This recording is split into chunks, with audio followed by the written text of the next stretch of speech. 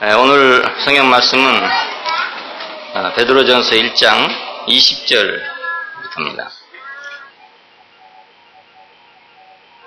그는 창세 전부터 미리 알리신 바 된 자나 이 말세에 너희를 위하여 나타내신 바 되었으니 너희는 저를 죽은 자 가운데서 살리시고 영광을 주신 하나님을 그리스도로 말미암아 믿는 자니 너희 믿음과 소망이 하나님께 있게 하셨느니라. 너희가 진리를 순종함으로 너희 영혼을 깨끗게 하여 거짓이 없이 형제를 사랑하기에 이르렀으니 마음으로 뜨겁게 피차 사랑하라. 여기까지 보겠습니다. 그 진리를 순종함으로 혼을 깨끗게 한다. 그런 말씀입니다. 이 깨끗게 한다는 말은 이제 신성하다, 거룩하다 하는 그런 말에서 연유가 된 그런 말입니다. 그러니까 꼭 일반적으로 사람들이 생각하는 그런 의미만이 아니고 더 깊은 의미를 갖고 있습니다. 진리라고 그러면 좀 추상적이고 모호하고 그래서 어떤 사람은 교리를 진리라 하기도 하고 또 철학적인 이치를 진리라 하기도 하고 여러 가지가 있어요. 제가 여러분에게 알기 쉽게 말씀드리기 위해서 진리는 진실이다 그렇게 말씀을 드렸습니다. 이것도 그렇게 이제 들으시면 더 쉬우리라고 생각합니다. 진실을 순종하면 혼이 깨끗해진다. 이렇게 들으시면 더 이해하기가 쉬울 것 같습니다. 혼이란 건 이제 생각이죠. 그리고 우리 지정의를 내용으로 하는 인간의 모든 생각의 세계, 사고의 세계, 이 전체를 함축하고 있는 것이 혼입니다. 이 혼이 깨끗해지면은 사람이 다 깨끗해진 거죠. 그렇지 않겠어요? 몸이야 피라미드 목욕탕에 가가지고 사우나 한번 하고 나면 깨끗이 씻어지는 건데 제일로 안 씻어진 게 뭔가 우리의 생각이잖아요. 다시 말하면 인간의 혼이 깨끗하냐 깨끗하지 않냐 그것입니다. 그럼 그 사람이 깨끗하다 이러려면 그 혼이 깨끗한 것이고 그 사람이 지저분하고 더럽다 그러면 그 사람의 혼이 더러운 거죠. 몸이야 그만 물로 씻으면 깨끗해지는 거니까요. 혼을 깨끗게 한다. 이건 아주 중요한 문제입니다. 왜 사람은 지저분했는가? 왜 인간은 혼란에 빠져 있는가? 왜 더러운가? 그것은 진리를 순종하지 않기 때문에 그렇다. 진실을 순종하지 않기 때문에 그래서 그런 것입니다. 그러니까 자기를 아무리 깨끗게 하려고 노력하고 고고하게 살려고 노력하고 산꼭대기에 올라가서 도야청청 하려고 한다 하더라도 그 진실을 순종하지 않는 이상 그 혼이 깨끗해질 수가 도저히 없어요. 고고하다 해서 그 깨끗한 건 아니니까 높이 있다 해서 깨끗한 것이 아니고 진리를 순종하는 것이 곧 깨끗한 것입니다. 진실을 순종하는 것이. 우리 조상 아담을 보면은 하나님의 말씀을 순종하지 않았어요. 네가 이것을 먹으면 정령 죽을 것이다. 먹지 말라 했음에도 불구하고 하나님 말씀을 순종하지 않았습니다. 이 하나님 말씀이라는 이 말씀은 바로 진리고 진실이었습니다. 사람이 먹으면 안 되는 거니까. 사람이 지식으로 하나님같이 될 수 없기 때문에 지식으로 하나님같이 되려고 하는 것은 거짓이란 말이거든요. 그래서 거짓을 먹지 말아라 이런 뜻이죠.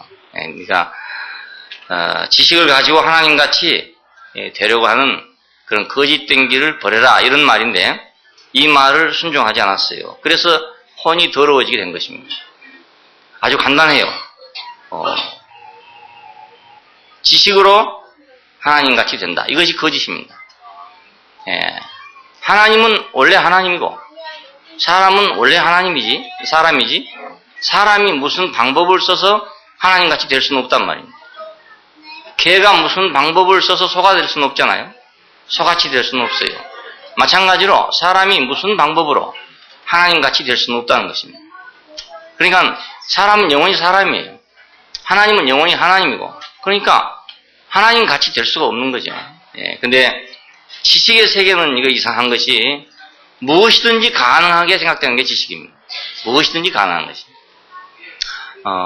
생각이 지식을 주관하고 있기 때문에 생각은 모든 것이 가능하죠. 절에 가니까 스님이 그래요. 뭐 비행기 타고 미국 갈 거 뭐 있나? 내가 미국 갔다고 생각하면 미국 간 거지. 그렇게 말씀하시더라고요. 가만히 생각해보니까 도장 들고 참 좋은 일이다. 얼른 그런 생각이 드는 거예요. 아, 그래. 내가 미국 갔다고 생각하면 미국 가는 거지. 뭐 꼭 발로 걸어가 봐야 되겠나. 이런 생각이 들더라고요. 근데 이거 왜 그러냐면 지식이잖아요. 생각은 못할 게 없어요.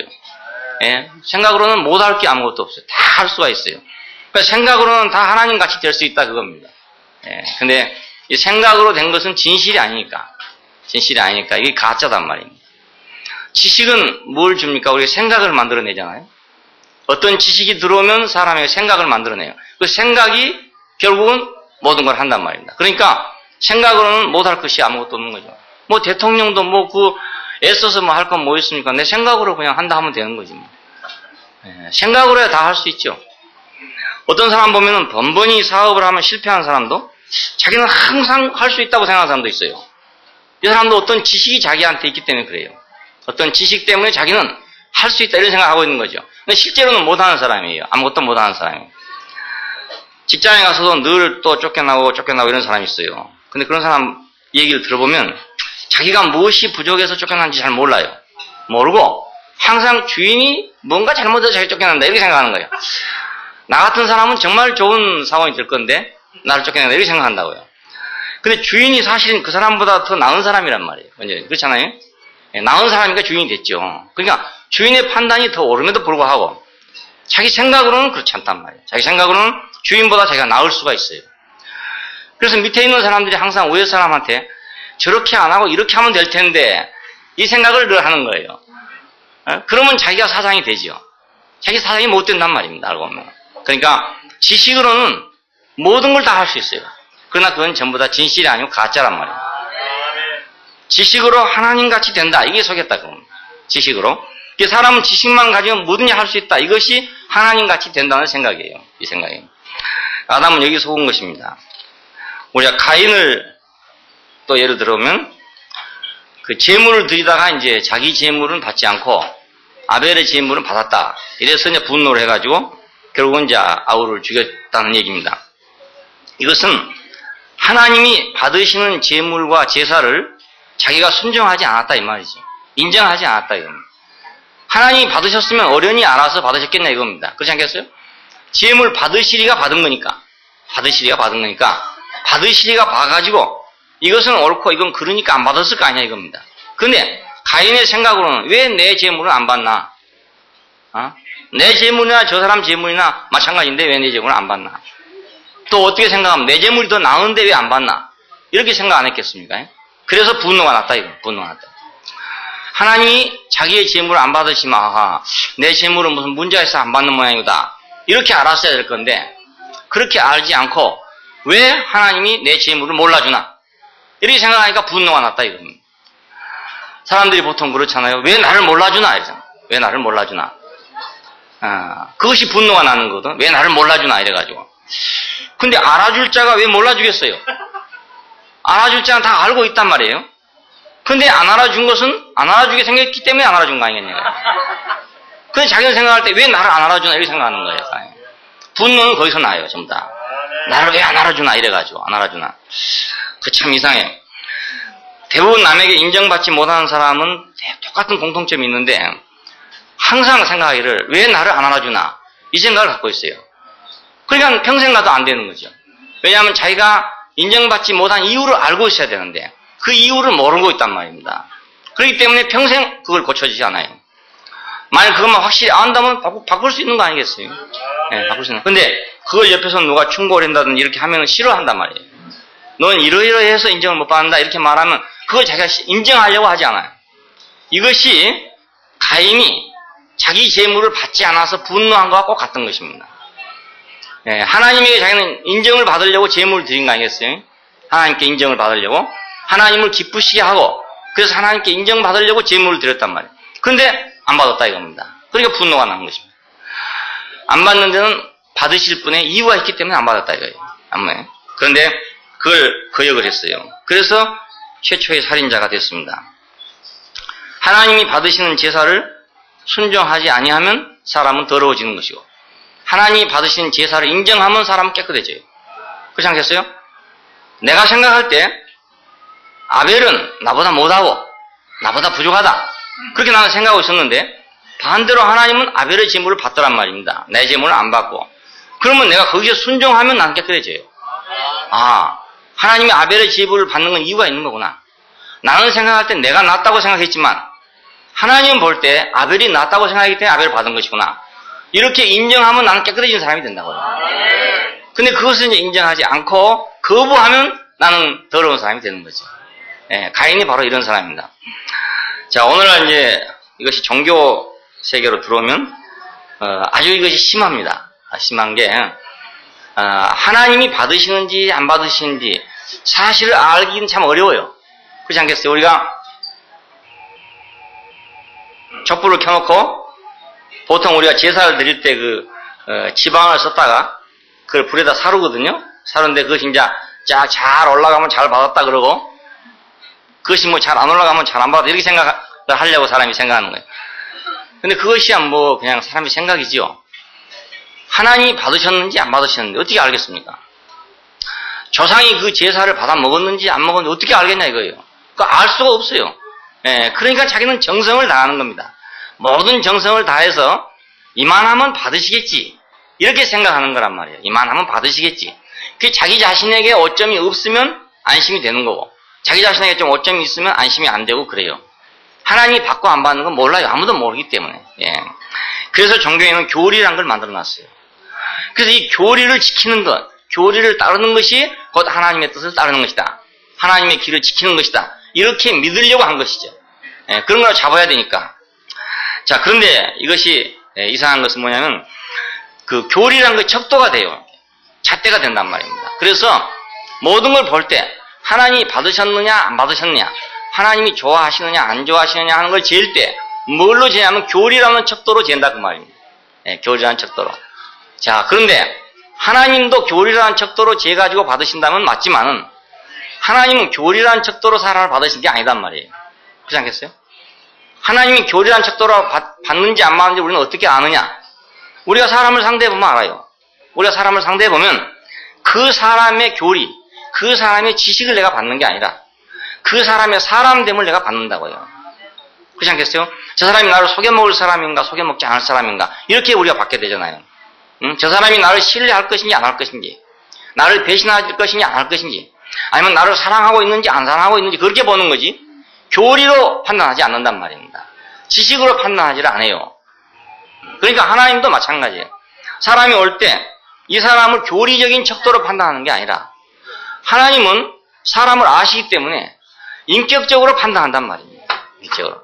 자기를 순종하는지 안 하는지, 자기 말을 들을 사람인지 안 들을 사람인지, 이걸 아는 거지 어떤 교리를 가지고 있냐고 하나님 보시지 않는다 그겁니다.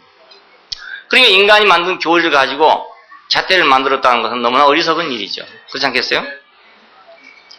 자, 그런데 모든 종교는 이 교리적인 척도를 중요하게 생각해요. 가장 중요하게 생각해요. 제 1번으로 생각하고 있어요. 그래서 가보면 보통 이런 경우가 있습니다. 그 사람이 참 훌륭한 사람이고 좋은 사람이다, 참 선한 사람이고 참 좋은 사람이다, 이거 하고 그 어떤 교리를 충실하게 지키는 사람이다 하는 사람하고를 놓고 종교에게 누구를 택하겠냐고 물으면 교리를 충실히 지키는 사람을 택한단 말입니다. 예, 아무리 사람이 좋더라도, 아무리 사람이 옳더라도 교리에 맞지 않으면 안 맞는다 이거예요. 이게 바로 종교입니다. 이 종교입니다. 이래서 이제 엄청난 오류가 생겨난 겁니다. 그래서 수많은 사람을 처형하면서도 죽이고 핍박하고 그렇게 하면서도 그걸 정당화했던 거예요. 이건 옳은 거다 이겁니다. 왜? 교리적인 척도가 있기 때문에 그 척도로 재서 자기들을 심판했기 때문에 옳다고 생각했던 것입니다. 참으로 선한 사람들이 많이 죽었어요. 정말로 옳은 사람이 많이 죽었어요. 그리고 하나님께 정말로 순종하는 사람이 많이 죽었다고요. 그래, 이 교리적인 척도 안에 들어가면 순종하느냐 안 하느냐 이런 건 아무 소용이 없어요. 사랑하느냐 안 하느냐, 순종하느냐 안 하느냐 이런 건 아무 가치가 없어져 버리고 이 교리적인 척도에 맞느냐 안 맞느냐 이것만 중요한 거 된단 말이에요. 예, 지금까지 역사가 그래왔습니다. 예를 들어서 캐톨릭이 개신교의 어떤 사람들을 핍박할 때 캐톨릭의 제도적인 척도와 교리적인 척도에 따라서 판단했어요. 그 사람이 인격적으로 존경할 만하냐 안 하냐 이건 전혀 관계가 없어요. 꼭 마찬가지로 개신교가 또 다시 자기들이 생각하는 이단이라는 사람들을 또 정죄하고 처단할 때 역시 같은 방법으로 했다 그 말입니다. 자, 그러니까 교리적인 척도라고 하는 것은 사람을 판단할 수 있는 척도가 못 된다는 걸 알 수가 있어요. 사도행전 5장 33절 이하에 보면은 이런 말이 있습니다. 그 사도들이 이제 예수를 변명하게 됐을 때 공회를 모아가지고 유대인들이 이제 그를 심판하게 됐습니다. 그래서 이제 정죄를 하게 됐는데 그때 가말리엘이라는 사람이 나왔어요. 이 사람은 교법사였다고 그럽니다. 지금 같으면 이제 율법사, 교법사 그러니까 성경을 가르치고 뭐 율법을 가르치고 이런 사람이죠. 근데 이 사람이 일어나서 하는 말이 이제 이 사람들을 상관 말고 버려두라. 그렇게 말했어요. 왜냐하면 이 사상과 이 소행이 사람으로부터 났으면 무너질 것이고 만일 하나님께로서 났으면 너희가 저희를 무너뜨릴 수 없겠고 도리어 하나님을 대적하는 자가 될까 한다. 그렇지 않겠어요? 만일 그 진리라면은 이 소행과 이 사상이 만약 하나님께로 나오지 않은 거라면 저절로 망할 것이고 하나님께로 만일 나온 것이라면 그걸 핍박하는 건 하나님을 대항하는 거 아니야. 이렇게 가말리엘이 말했어요. 그래서 그 말 앞에 아무 말도 못하고 잠잠해졌다. 이런 데가 나오게 됩니다. 그리고 그래도 그 사람들은 예수의 이름으로 말하지도 말고 전하지도 말라고 이제 엄포를 놔가지고 내보냈다. 이렇게 되어 있습니다. 정말로 하나님을 신뢰하는 사람이라면 정말로 진리를 신뢰하는 사람이라면 당연히 이렇게 말을 해야 되죠. 만일에 이것이 하나님께로서 났으면 우리가 대항할 수 없을 것이고 만일 이것이 하나님께로 나지 않은 것 같으면 무너질 거 아니냐 이것입니다. 없어져 버릴 것이 아니냐 이것입니다. 이게 정확한 대답이죠. 근데 사람들은 그렇게 생각하지 않아요. 자기가 기어코 처리해야 된다고 생각하는 거예요. 하나님께 맡긴다고 말은 했고 하나님을 신뢰한다고 말은 했지만은 실전에 나가면 하나님을 전혀 신뢰하지 않아요. 예, 정말로 하나님을 신뢰한다면은 왜 그런 일을 저지르겠어요? 그렇지 않겠어요? 예, 만일 캐톨릭이 정당하고 그것이 하나님으로 말미암아 되어진 것이라고 한다면 그렇다면 그 캐톨릭에 반대하는 사람을 자기들이 처형할 필요가 없죠. 예? 그건 만일 그 사람들이 자기들을 반대하면 그건 하나님을 대항하는 거니까 하나님이 당연히 처리할 거 아니야 이건. 원수 갚는 것이 내게 있으니 그러잖아요. 원수 갚는 것이 내게 있으니 너는 원수 갚는 걸 내게 맡기란 말이 그런 뜻입니다. 내가 원수를 갚는다는 것은 내가 하나님을 대신하는 거 아니겠습니까? 예?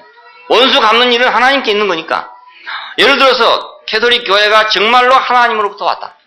그게 정말로 신성한 것이다. 그렇다면 누가 아무리 반대한다 하더라도 그 신성한 것이 없어지겠냐 그건. 우리는 진리를 거스려서 아무것도 할 수 없고 오직 진리를 위할 뿐이다 이겁니다. 이러한 확신을 가지고 있다면은 뭐 때문에 사람들을 잡아다가 불기둥에다 매다놓고 불을 지르겠냐 이겁니다. 왜 고문을 하고 왜 잔인한 행동을 했겠냐 이겁니다. 자기들이 정당하지 못하다는 증거예요. 그러니까 그렇지 않겠어요? 예. 캐톨릭만 그런 게 아니죠. 그 이후에 어디든지 종교는 강자가 되면 언제든지 그런 입장을 취했어요. 약자일 때하고 강자일 때하고 완전히 다른 입장이 돼요. 공산당처럼. 공산주의도 약자일 때는 평화주의입니다. 근데 강자가 되면 이제 폭군이 되는 겁니다. 마찬가지로 종교도 약자일 때는 절대 평화주의자예요. 근데 강자가 되면 폭군이 되는 거예요. 이 원리는 영원히 동일해요. 옛날이나 지금 다 똑같아요. 그래서 개신교가 또 자기들이 강자가 됐을 때 또 자기들에게 있는 약자를 또 똑같은 방식으로 역시 정죄를 했던 것입니다. 이것은 진리에 대한 확신이 없기 때문이다. 이건. 그렇지 않겠어요?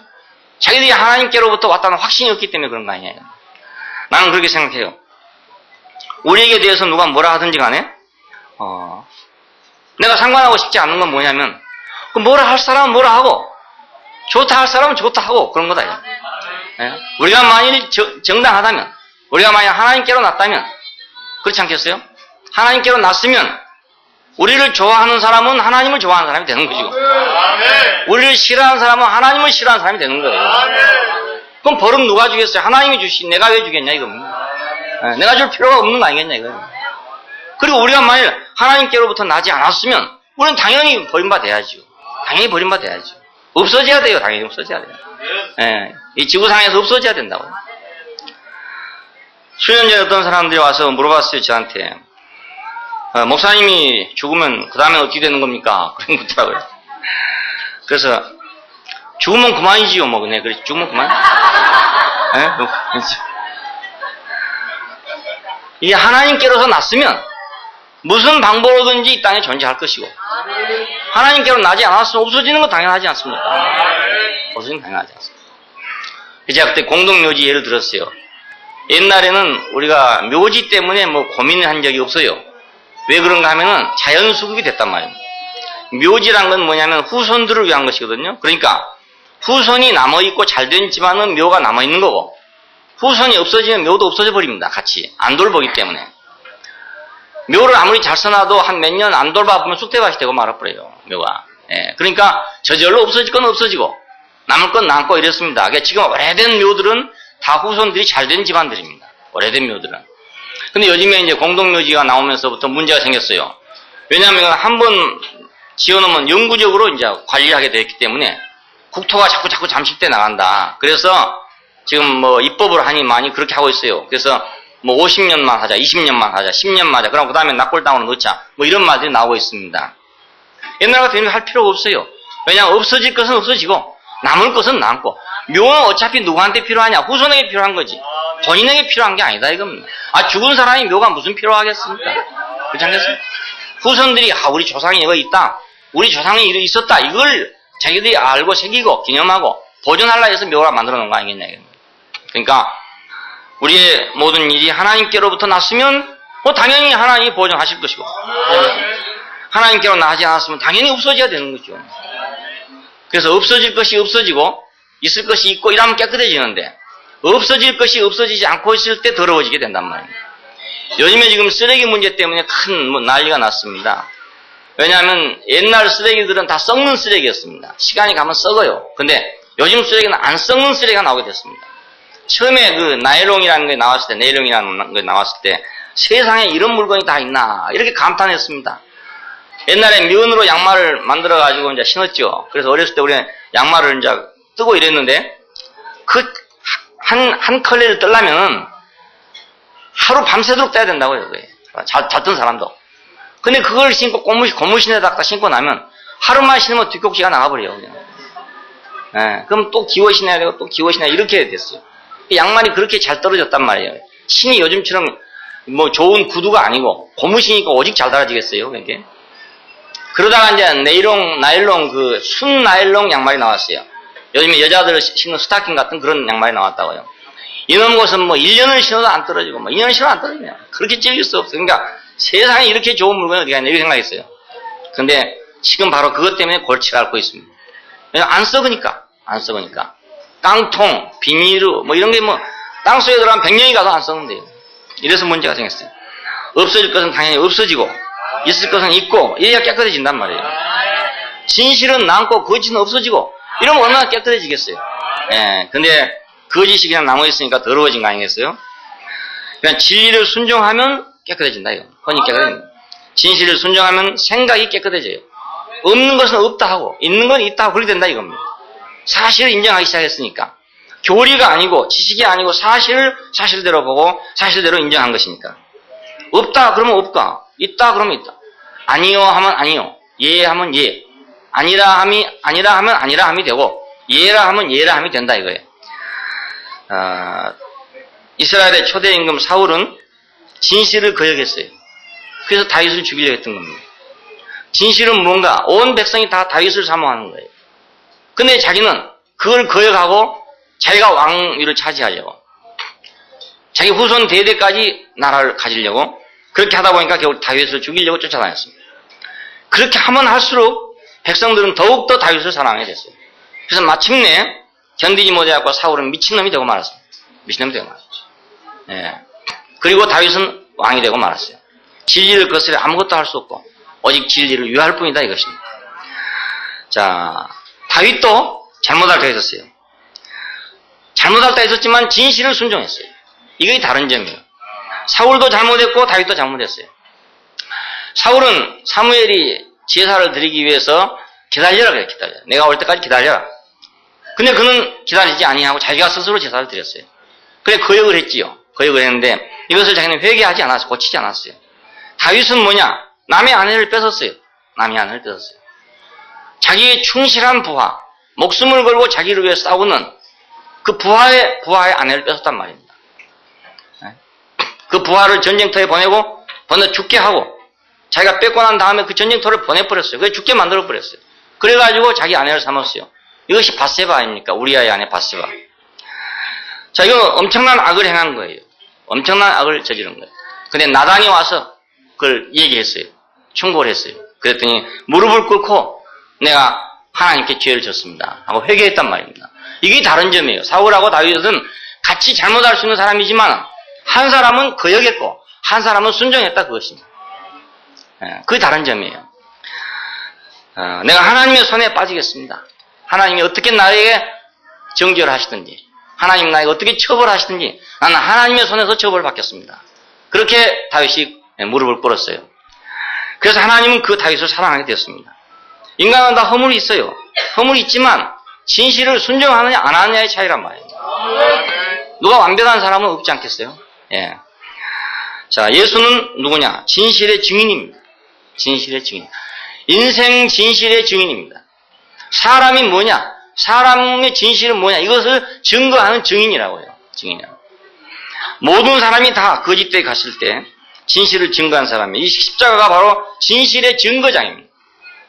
인생의 진실을 증거하는 자리가 십자가예요. 자, 예수 그리스도는 그렇기 때문에 모두 거짓되어 있는 세상에서 모두 거짓말하는 세상에서 진실을 말한 사람이고 모두 거짓되게 서 있는 자리에서 진실로 서 있는 사람이죠. 이것이 사람이다. 나는 이것이 사람이다. 이거예요. 돌로 떡을 만들어 먹으려고 애쓰고 있는 사람들한테 사람이 떡으로만 살 것이 아니고 하나님의 입으로 나오는 말씀을 사는 것이다. 그는 사람으로서의 진실을 지키고 우리를 구원했어요. 그가 이 사람으로서의 진실을 지켰기 때문에 오늘 나를 구원했단 말입니다. 딴 사람은 모르지만 나는 확실히 거기서 구원받았어요. 구원받았단 말은 내가 정위치로 돌아왔단 말이에요. 내 위치로 돌아왔어요. 진실한 위치로 내가 돌아오게 됐어요. 그렇기 때문에 그는 순결하고 깨끗하고 거룩해요. 뭐 다른 건 모르지만 그분의 위치 자체가 진실하고 거룩해요. 그래서 그의 죽음을 보배로운 죽음이다. 그의 피를 보배로운 피라고 그래요.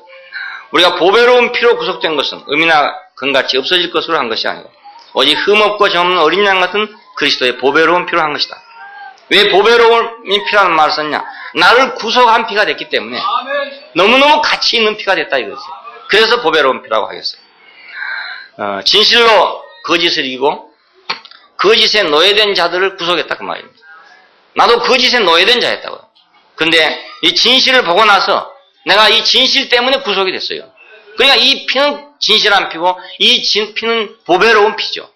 나한테 너무너무 귀중한 피다 이거예요. 너무나 고귀한 피예요, 이 피가.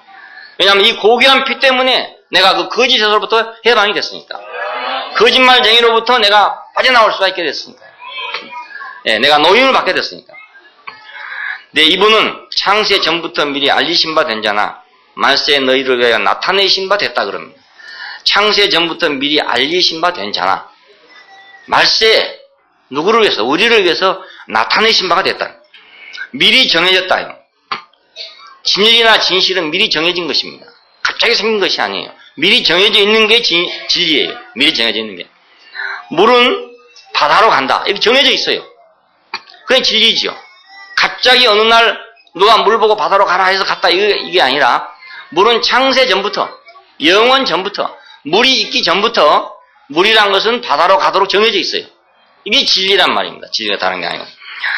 자, 물은 그 성질상 낮은 대로 흐르는 거니까 물이란 것이 있기만 하다면 그 물은 반드시 바다로 내려간단 말이에요. 그렇지 않겠어요? 히말라야 산 꼭대기에 물이 있다 합시다. 그렇게 높은 곳에 물이 있다 하더라도 그것은 인도양으로 내려가도록 정해져 있는 거라고. 언제 내려가도록 정해져 있어요. 창세 전부터 정해져 있어요. 우리가 나기 전부터, 물이 만들어지기 전부터 이미 정해졌다. 이게 진리란 말이에요. 우리가 알기 전부터, 어떤 것이 있기 전부터 정해졌다는 사실을 알면은, 그러면 우리가 거기에 내가 순종하게 될 거 아닙니까? 물은 밑으로 흘러내려가는 것이 창세 전에 정해진 것이다 하면은, 내가 물을 억지로 퍼올리려고 하지 않는다, 이겁니다. 그렇지 않겠어요? 그럼 우리 인생도 마찬가지로, 우리 인생은 이렇게 살아서 이렇게 되도록 정해졌다면, 내가 어거지로 살 필요가 없지 않나, 이겁니다. 네? 어쩌다가 내가 재수가 나빠서 지금 이렇게 왔다. 이렇게 생각하니까 그걸 막 어떻게 고쳐보려고 노력하는 거지. 창세 전에 나는 이미 이렇게 정해져 갖고 이렇게 살게끔 되어 있다는 걸 안다면은, 그렇다면 왜 내가 헛된 짓을 하겠냐 이겁니다. 그렇지 않겠어요? 어린 양은 죽임을 당하도록 창세 전부터 예정되어 있었대요. 여기 보니까 창세 전부터 미리 알리신 바 된 자였다. 무엇이 알려졌냐? 죽기로 알려졌다 이겁니다. 죽기로. 그러니까 어린 양이 태어나기 전부터, 어린 양이 이 세상에 창조되기 전부터 어린 양은 이미 그러한 운명을 갖도록 미리 정해져 있는 거다 이겁니다. 그렇지 않습니까? 어린 양 자신. 물이 그러하듯이 어린 양도 그렇죠. 운명적으로 그것은 그렇게 되도록 정해져 있다 이겁니다.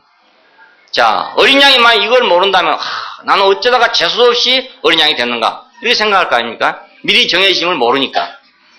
그래서 그 어떻게 생각하냐면 내가 어떻게 하면 한탕해가지고 나도 호랑이가 될 수 있다 이렇게 생각할 거 아니겠어요? 예. 그러나 창세전부터 미리 알리신 바가 됐다는 걸 안다면 내가 아무리 한탕 아니라 백탕을 하더라도 나는 호랑이가 될 수 없다 이걸 알 거 아니겠어요? 그렇지 않겠어요? 한탕주의자들은 대부분 다 그런 생각을 하는 거 아니겠습니까?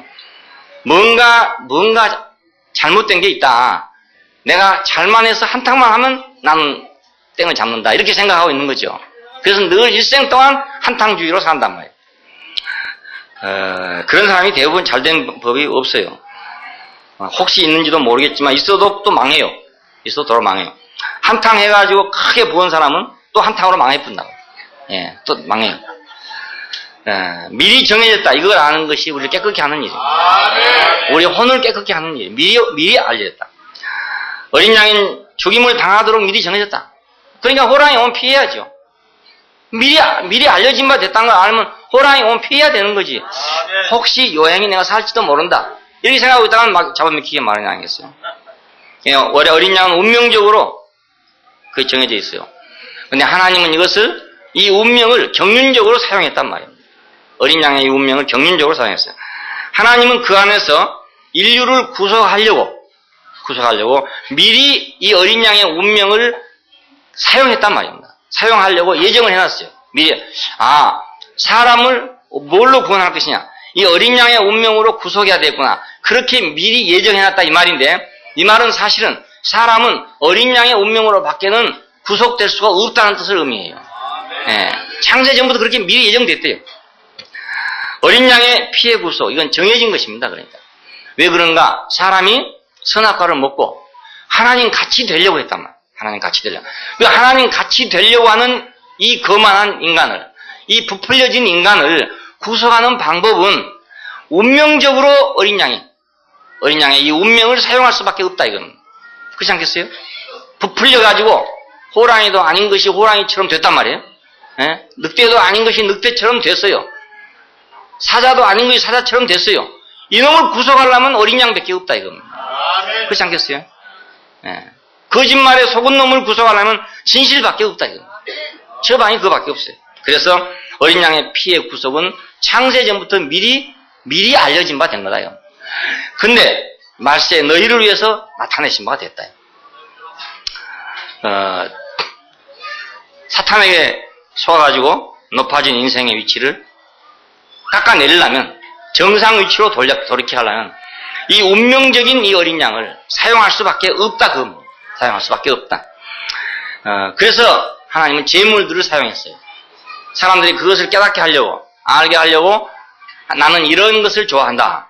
이런 음식을 좋아한다. 그렇게 사람들이 가르쳤단 말입니다. 나는 송아지 고기를 좋아하고 양고기를 좋아하고 비둘기 고기를 좋아한다. 이렇게 가르쳤어요.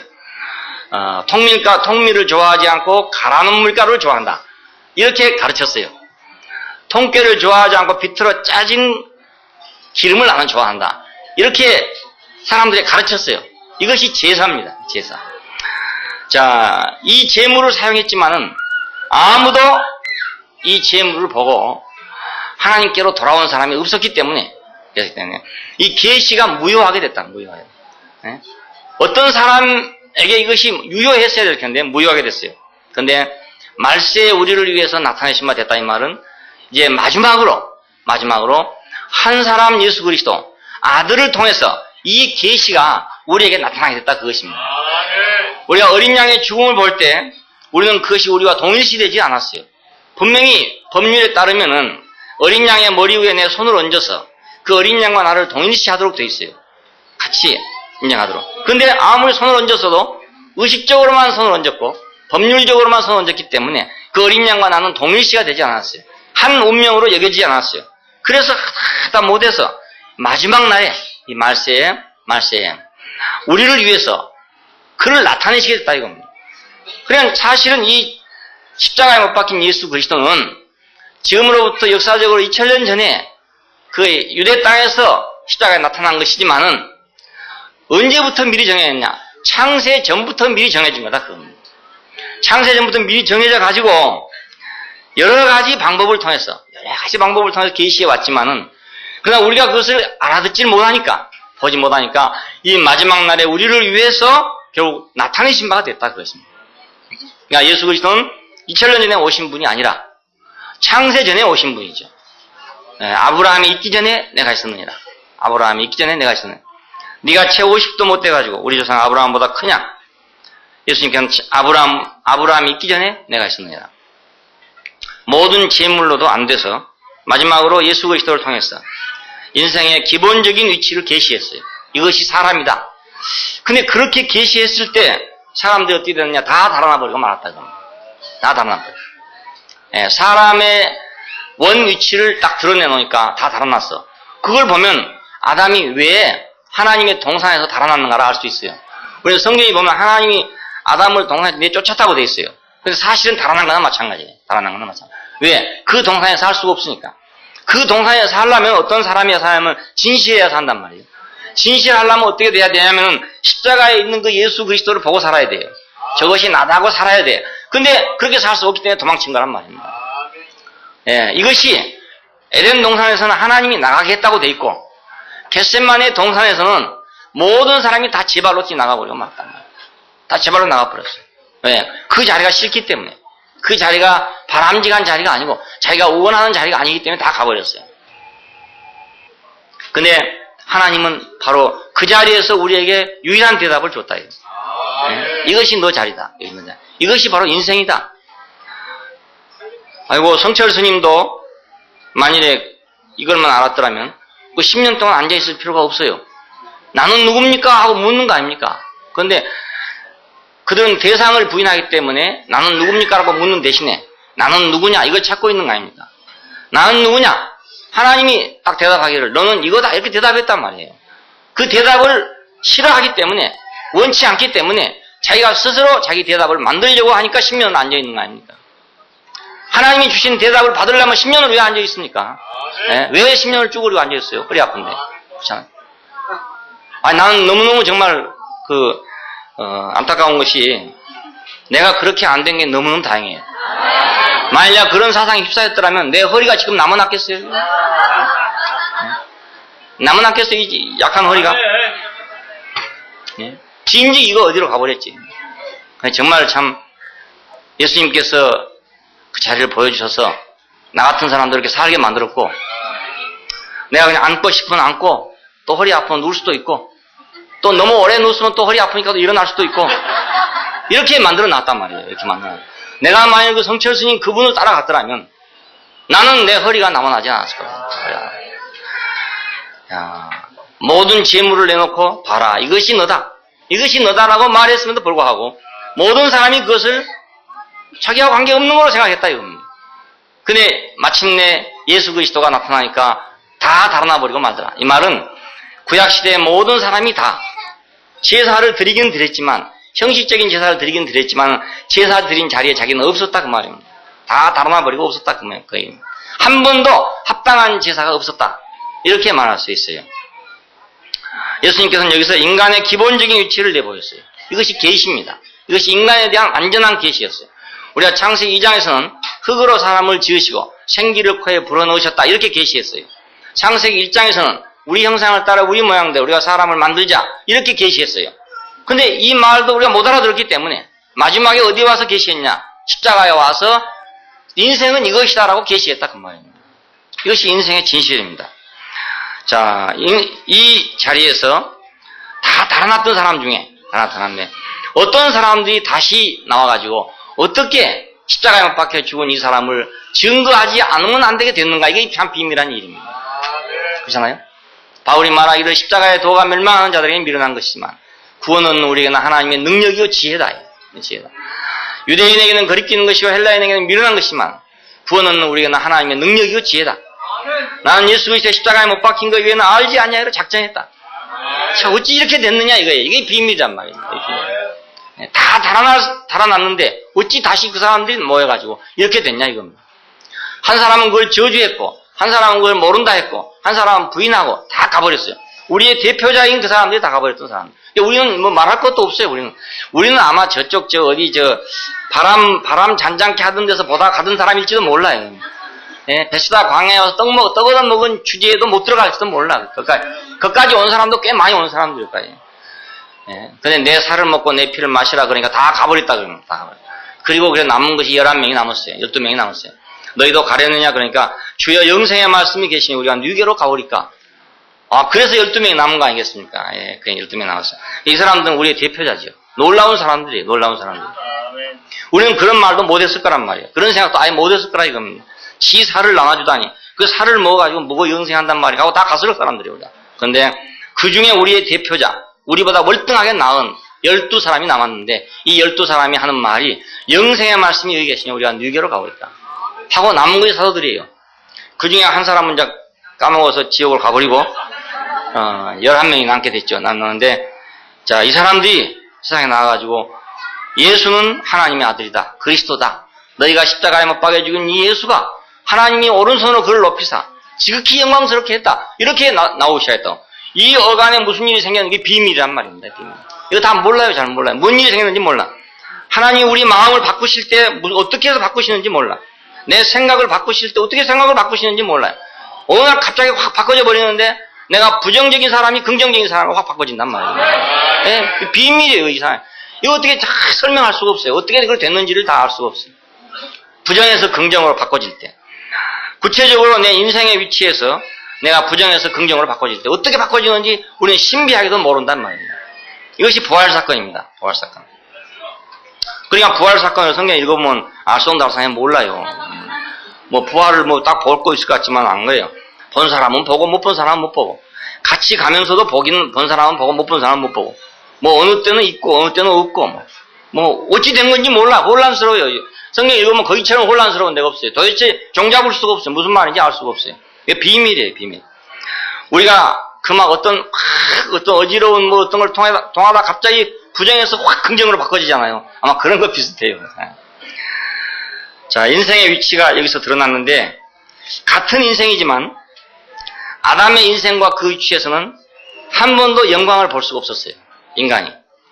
인간이 쌓아놓은 데서는 영광을 볼 수 있었는데 인간의 그 본원적인 자리에서는 영광이 없었어요. 그래서 우리가 모두 다 그걸 싫어했던 것입니다. 그런데 예수 그리스도는 죽은 자 가운데서 살리시고 영광을 주셨다. 그 죽은 자 가운데서 영광이 나타났단 말입니다. 이것이 비밀입니다. 우리가 십자가에 못 박힌 이분에게서 이 진실을 보고 이 진실 뒤에 있는 그 영광을 우리가 볼 수 있으면 우리 인생은 바꿔져 버리고 마는 거예요. 네, 우리 인생은 당장에 뒤집어져 버리고 마는 거예요. 뭐가 안 되니 세상 이거 안 봐서 안 되는 거예요. 보기만 보면 안 될 수가 없어요. 뭐 내 경험일지 모르겠지만 보면 안 바꿔질 수가 없어요. 인생이 이렇게 정교한데 이 진실이 이렇게 정교한데 안 바꿔질 수가 있냐 이겁니다. 어떻게 해서 안 바꿔지고 배기겠냐 이거예요. 안 바꿔지는 게 더 어렵죠. 많은 사람이 죽었고 또 죽임을 당했어요. 많은 사람이 안 죽었으니까 우리 앞에서 많은 사람이 죽었죠. 그렇지만 하나님의 영광을 받지 못했어요. 하나님이 영광을 주시지 않았다 이겁니다. 근데 예수님의 죽으심 안에 하나님께서 영광을 줬다. 영광을 줬다. 그 진실을 줬다. 그 영광을 줬는지 안 줬는지를 어떻게 알겠습니까 우리가? 그렇지 않겠어요? 그 진실이 우리 안에서 시험되었다는 말입니다. 시험되었어요. 그래서 그 진실이 우리 안에서 영광스럽게 됐다는 걸 알았기 때문에 오른손으로 높이사 그를 오른손으로 높이사 지극히 영광스럽게 하였구나. 그렇게 우리가 알게 된 거죠. 사도들이 우리에게 이렇게 말해줬기 때문에 아는 게 아니에요. 사실 알고 보면. 사도들이 아무리 말해준다 하더라도 그 십자가에 달려있는 사람을 보면서 우리가 야 지극히 영광스럽다 이렇게 볼 수 있겠습니까? 남의 말 듣고 그 말을 인정하겠어요? 남의 말 듣고 자기 아버지 말도 못 듣는 세상에 네? 남의 말 듣고 그 사람이 누구라고 사돈네 팔촌도 아니고 몇천 년에 있는 사람들인데 그 사람 말 듣고 하나님 그 사람 영광을 주셨다 그래 내가 믿겠어요 그게? 우리 안에서 이것이 경험되지 않는다면 우리가 그걸 모른단 말입니다. 몰라요. 네, 우리 안에 그것이 싹이 보이니까 이래서 하나님이 영광을 주셨다는구나. 우리 자신도 그렇잖아요. 우리 자신도 그 진실 위에 있는 그 자신, 그 진실 위에 있는 그 권세, 그 진실이 가지고 있는 능력, 그 진실이 가지고 있는 영광을 우리가 부인할 수가 없잖아요. 그래서. 예. 그건 예수님은 하물며 말할 것이 없잖아요.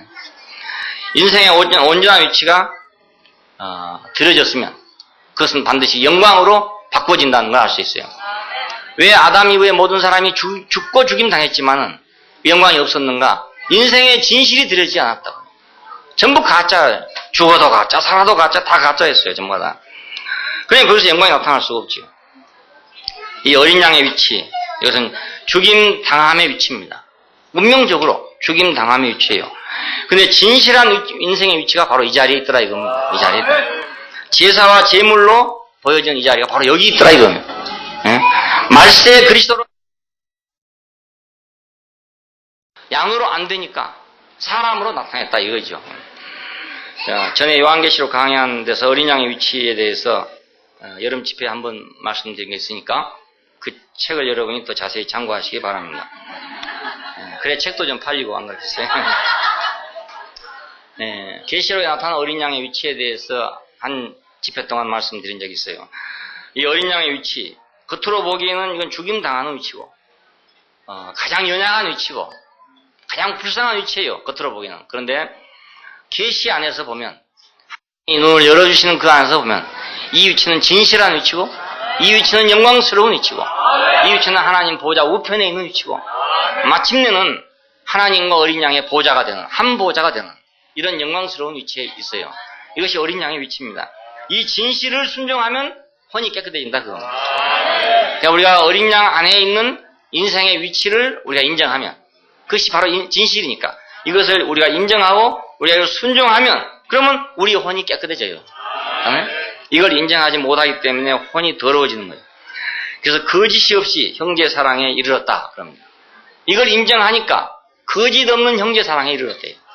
이걸 인정하니까. 이걸 인정하지 않고 이걸 순종하지 않으면 사랑도 거짓이에요. 사랑도 거짓이에요. 예. 사랑도 거짓이에요. 그리스도 안에서 사랑한다. 이것도 거짓이에요. 왜냐하면 이것이 여기 순종되지 않으니까. 어디서 그런 얘기 했어요. 예수가 있지만 어디 예수 없는 사람이 있냐. 기독교 안에 예수밖에 없지 않냐. 한데 예수 아무리 있어도 그 십자가에 못 박힌 예수가 없으면 그렇게 없으면 그 허당이다. 물 위에 걸어간 예수도 있고 바람을 잔잔케 한 예수도 있고 오병이어 5,000명 먹인 예수도 있고 뭐 오만 예수가 다 있어도 십자가에 딱 못 박혀서 꼼짝 못하는 그 예수가 없으면 허당이다. 그 얘기를 했어요. 예, 그 안에서 사랑해야 진실한 사랑이 돼요. 예, 그걸 떠나서 사랑하는 건 그 사랑이 아니단 말입니다. 그리스도 안에서 사랑이 얼마나 많습니다. 세상에 많아요. 많은데도 불구하고 그것이 모두 가짜가 될 수가 있어요. 진실 안에서 우리가 사랑하는 것이 그게 바로 형제 사랑이라고 한 겁니다. 뜨겁게 피차 사랑하라 그랬어요. 뜨겁게 피차 사랑하라. 이 얼른 생각하면 그냥 열정적으로만 사랑하면 될 것 같아요. 뜨겁게란 말은 열심히, 열렬히 이런 뜻도 되고 꾸준히라는 뜻도 있어요. 그냥 꾸준히 하는 말이 더 맞는 것 같아요. 꾸준히. 열심히, 열렬히 하다 보면 잘못하면 불 붙으면 곤란해요. 응? 그러니까 뜨겁게라는 말을 꾸준히라고 번역해야 더 안 좋겠네. 꾸준히. 그러니까 열심히 하면 안 돼. 열심히 하면 안 돼. 성실한, 진지한 이런 뜻이 포함되어 있어요. 이 안에가. 자, 그러니까 뜨겁게 피차 사랑하라 이 말은 진실하게, 성실하게 사랑하라 그런 말로 번역하는 것이 더 건전하고 좋아요. 뜨겁게 하면 요즘 뜨거운 사람이 너무 많아가지고 곤란해요. 거짓 없이 이 말도 성실한 이런 말이에요. 성실한 이런 말. 자, 여기서 이 사랑이란 말은 형제사랑이란 뜻입니다. 형제사랑. 네. 형제사랑. 물론 아가페지만은 형제사랑. 그러니까 우리가 존경하고 즐거워하고 소중히 여기는 사랑. 그것입니다. 그래서 왜 그렇게 할 수 있냐? 우리가 그 진실을 순종함으로 우리가 거짓 없는 형제사랑에 이르렀다. 그러니까 그런 사람은 뜨겁게 사랑해도 돼요. 그런 사람은 뜨겁게 사랑해도 돼요. 근데 이거 이제 잘 못해가지고 뻐등뻐등 하고 있는데 그냥 뜨겁게 사랑하다가는 안 되잖아요. 이것이. 그러니까는 십자가에 팍 붙들려 못 박혀가지고 꼼짝 못한 자리에 있어야 그게 뜨겁게 사랑해도 괜찮지. 네? 그렇잖아요. 네. 그리스도 안에서 진실 안에서 사랑하라 이 말입니다. 그러니까 어째서 진실이 되겠나? 진실이 되겠나? 진실을 순종하는 사람이 진실되지 않겠어요? 예, 진실을 순종해야 깨끗해지지 않겠어요? 예, 진실을 순종해야 내가 성실해질 거 아닙니까? 진실을 순종하지 않고 성실을 할 수가 없어요. 진실을 순종하지 않고 깨끗해질 수도 없어요. 진실을 순종하지 않냐고 내가 어떻게 온전한 사람이 되겠어요? 그러니까 내가 진실할지 안 할지 그건 모르지만 진실을 순종하는 것이 먼저 필요하다 이겁니다. 진실을 순종하는 것이 필요하다. 혼을 깨끗게 해야 된다. 그래서 혼을 깨끗게 해야 된다. 어떻게 종교적인 노력을 통해서 기도를 해서 혼을 깨끗게 하려고만 생각하는 사람이 많아요. 옛날에 제가 한 몇 년 동안 그랬어요. 이 혼을 좀 깨끗게 해야 되겠는데 이게 안 되는 겁니다. 혼이 깨끗게 안 되는 거예요. 오만 잡생각이 막 들어와 있고 오로지 그리스도만 생각하고 오직 예수만 이러고 싶은데 이게 안 되는 겁니다. 이게 제일 저한테는 고민이었어요. 제일 고민이. 그래 어떻게 좀 맑아질 수 없을까? 좀 하얗게 백지장처럼 될 수 없을까? 오직 딱 펴보면 예수, 닫아도 예수, 열어도 자도 예수, 깨도 예수 이렇게 될 수는 없을까? 오직 예수. 그렇게 안 될까? 그렇게 안 되니까 다 거짓말 같고 이래 해가지고 고민이 됐어요. 아무리 그거 해도 안 되더라고요. 하나님 좀 정리해 주십시오 해도 안 정리해주고 깨끗게 해 주십시오 해도 안 깨끗하게 안 해주더라고요. 안 되더라고요. 그래서 이상하게 생각했어요. 하나님 왜 이렇게 좋은 요청을, 좋은 주문을 안 받아주시는가? 이렇게 거룩한 주문인데도 불구하고 왜 하나님은 안 받아주시는가? 이렇게 생각했어요. 예, 근데 이제 와서 생각해보니까 그 하나님이 주문 받아갖고 해줄 일이 아니다. 이게. 해줄 일이 아니었어. 진실을 우리가 순종할 때 비로소 우리가 깨끗게 된다. 진실을 순종하면 우리는 했는 팔 수가 없어요. 그렇지 않아요? 진실이 있는데 어디를 했는 팔겠어요? 예? 갈 길이 딱 정해졌는데 뭐. 예. 그러니까 기차 타고 서울 올라가다 보면 딴 생각이 전혀 안 나. 왜냐면 이거 어차피 내일이 정해져 갖고 가는 길이니까 뭐 왜 길을 이렇게 가냐 뭐 꾸불텅 가냐 이런 생각이 안 나요. 자동차 타고 가다 보면 그런 생각이 난다고요. 다른 길로 갔으면 혹시 더 빨리 갈 텐데 이런 생각이 난다고요. 예, 뭐 차 막히고 어쩌고 그러면 말이죠. 속으로 생각할 때 아이고 다른 길로 갔으면 구미로 빠졌으면 더 빠를 텐데 뭐 이런 식으로 생각이 돼요. 그런데 철도에 딱 앉아보면 아예 그 생각이 필요가 없어요. 다른 길이 없으니까 아예 이것이 깨끗해진 나한테 뜻입니다. 다른 생각이 없어요. 혼을 깨끗게 함으로 사랑함에 이르렀 형제 사랑에 이르렀으니까 내 피차 뜨겁게 사랑하라 그것입니다. 우리 혼이 깨끗게 되는 것 이것이 이제 보배로운 피의 구속으로 말미암은 우리에게 오는 보상입니다. 네, 보배로운 피가 우리를 구속함으로 말미암았습니다. 우리가 그 진리를 그 진실을 순종해가지고 우리 혼이 깨끗게 돼서 난 창세 때부터 봤다 이렇게 된다고. 창세 때부터 난 이렇게 된다고. 난 이미 내 운명이 이렇게 정해졌어. 난 이렇게밖에 갈 수 없는 그런 사람으로 정해져 있구나. 이걸 우리가 아는데 우리가 얼마나 깨끗해지는지, 얼마나 복잡한 인생이 단순해지는지, 우리가 얼마나 거칠은 인생이 순해지는지. 내 길을 모르고 내 운명을 모를 때 우리는 생각이 복잡해지고, 생각이 복잡해지다 보니까 내 인생도 복잡해지게 되고, 인생이 복잡해지다 보니까 여러 가지 사고도 치게 되고 이렇게 되는 것 같아요. 단순하면 뭐 사고 칠 일이 없어요. 운전도 해보니까 딱 그냥 그 생각만 하고 가면 절대 사고 안 나겠더라고요. 근데 어떻게 깜빡 딴 생각 하다 보면 아차 하는 거예요. 아이고, 아차. 아차가 그렇게 생기더라고요. 그냥 잠깐 무슨 생각했는데 막 차가 확 지나가는 거예요. 그러니까 딱 똑바로 한 생각만 하고 있으면 뭐 사고 안 날 것 같아. 설사 어떤 놈이 막 술 먹고 밖으로 오더라 하더라도 막아낼 것 같아. 뭐 제 실력이 없지만 정신만 똑바로 차리고 있다면 뭐 할 것 같아. 근데 이게 뭐 헛생각하고 있다가는 뭐 당하는 거예요. 금방 당하는 거예요. 그러니까 내 인생의 길은 한 길밖에 없다. 진실에 순종하는 한 길밖에 없다. 그 진실은 하나밖에 없다. 거기 내가 순종하면 나는 깨끗해진 사람이 되게 됩니다. 다른 걸 생각할 필요가 전혀 없는 사람이 되게 됩니다. 기도하십시다. 감사하신 아버지 하나님, 보배로운 피로 우리를 구속해 주시고 그 진실을 우리에게 보여주심으로써 우리의 길을 깨끗게 하시고 우리를 단순하게 하시고 우리 복잡한 인생을 정돈해 주신 걸 감사합니다. 우리는 오만 생각에다 사로잡히고 생각에 끌려다니고 우리가 복잡한 인생을 스스로 만들면서 우리가 허우적거리고 심지어는 하나님 원망하고 이렇게 할 수밖에 없는 사람들인데 주님 그 보배로운 피로 우리를 구속해 주셔서 우리가 이제 단순하게 되게 해주시고 이 진리를 순종함으로 말미암아 우리의 혼까지 깨끗하게 돼서 뜨거운 형제 사랑에 이르도록 은혜를 베풀어 주신 것을 감사합니다. 주님 이 진실 안에서 우리가 살고 진실 안에서 사랑하고 이 진실 안에서 주님께 영광을 돌리기를 원합니다. 주 예수님 이름으로 기도합니다. 아멘.